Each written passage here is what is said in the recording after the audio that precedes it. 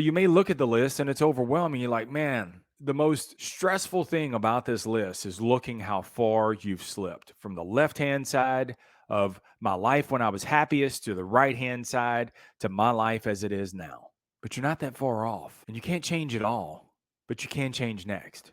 All right, TSL, let's get it. Welcome to another edition of The Sales Life. I'm your host, Marsh. Created The Sales Life because I believe the number one skill that you need in your life is the ability to sell. See, sales is a profession. Selling is a life skill. And there are three things that every one of us on this planet are battling against: adversity, uncertainty, and complacency.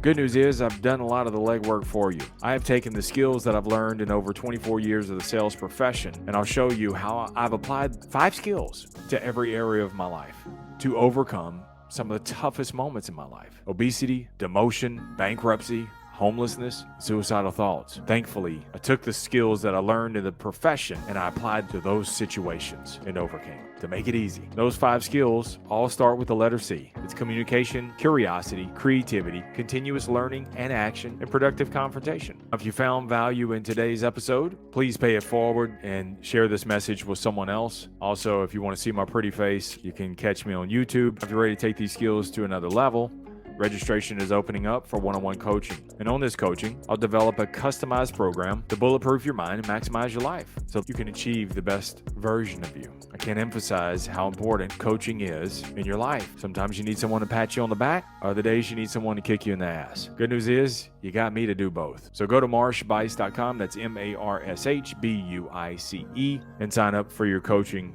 today. While you're at marshbuice.com, there's tons of free resources, but also on the bottom right is a microphone from me to you. Let me know what's your favorite episode or what's going on in your world and how I can help. I'm no hair, but I'm all ears. So let's rock out with today's episode, and remember, the greatest sale that you will ever make is to sell you on you. Stay amazing. Stay in the sales life. Let's get it. There's an old school technique called the Ben Franklin close that we've used forever in sales. I mean, if Moses came down the mountain with a tablet of sales techniques, the Ben Franklin close would probably be right there on top.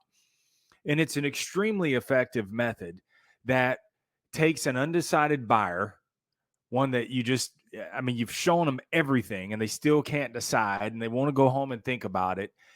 It's a great tool for the customer to visually see the pros and cons and move them from no decision to a decision to move forward. In a nutshell, it works like this. Buyer wants to think about it. On a plain piece of paper, I draw a line down the middle of the paper. On the left-hand side are all the benefits. For me, I sell cars.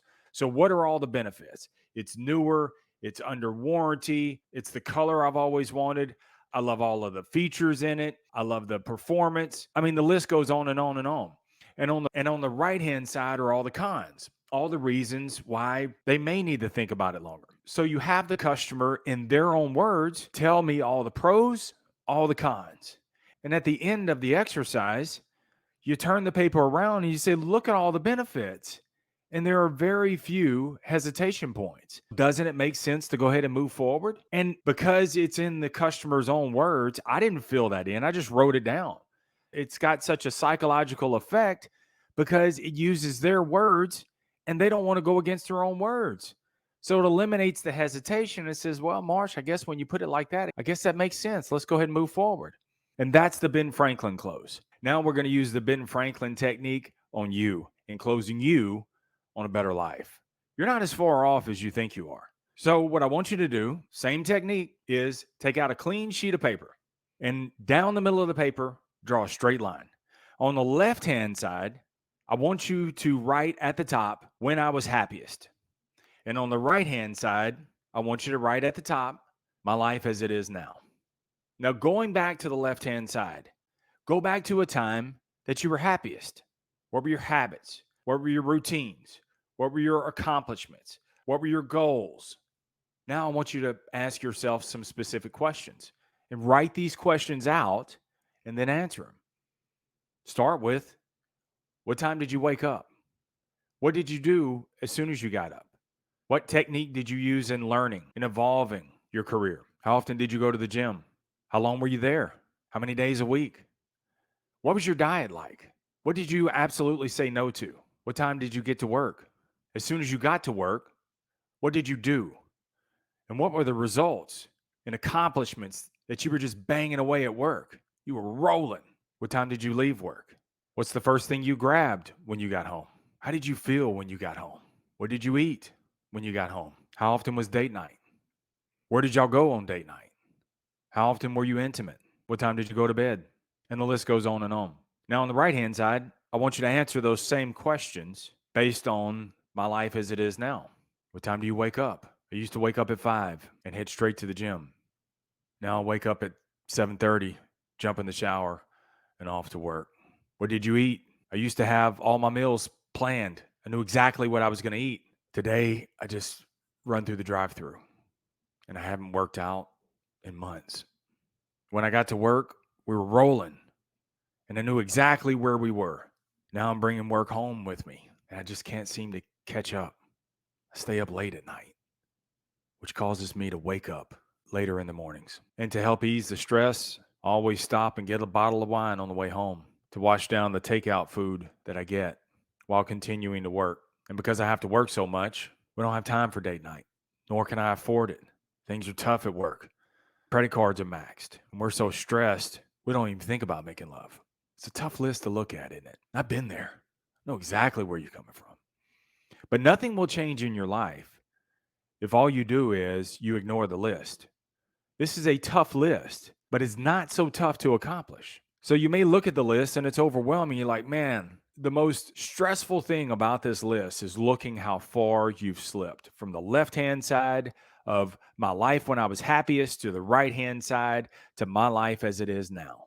But you're not that far off, and you can't change it all, but you can change next. And that's the toughest thing for everybody is you look at everything that you have to change. You don't have to change everything. You just have to change one thing. See, not everything changed in a bad way for you all at once. So begin to institute some steps to change one thing. So looking at your list, and I want you to keep this list. I want you to stare at the list.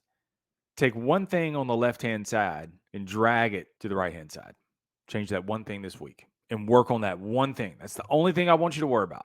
Just change one thing, whatever that one thing is. It's probably getting up at a consistent time every single day. That's your lead domino, because if you take care of you in the mornings and you head to the gym, regardless of how you feel, it's going to actually be your lead domino for everything else. But I'll leave that up to you. Take one thing and work on that for this 1 week.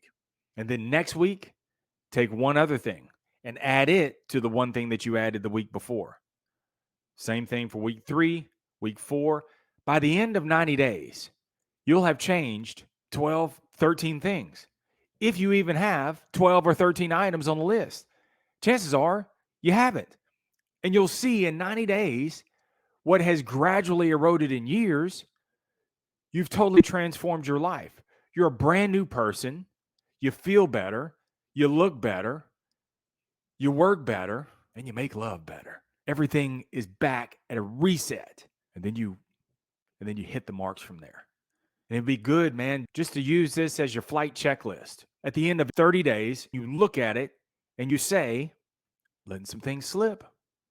Right on task with this. And you're going to find as you work this one item per week, you're going to start catching so much momentum that at first, it may take you a week and a half to knock the first goal out. It's okay. But the second week, you're able to nail that one in 3 days. And that fourth day, you're able to take on the third thing. And you've got that momentum just rolling. You're not as far off as you think you are.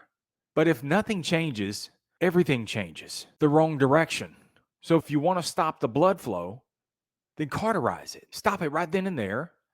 You know exactly where you are on the list. Work on the one thing, drag it over, work on that to perfection, stack wins, and then add one more thing. This is why I say keep it simple, keep it moving, never settle, keep selling, stay in the sales life.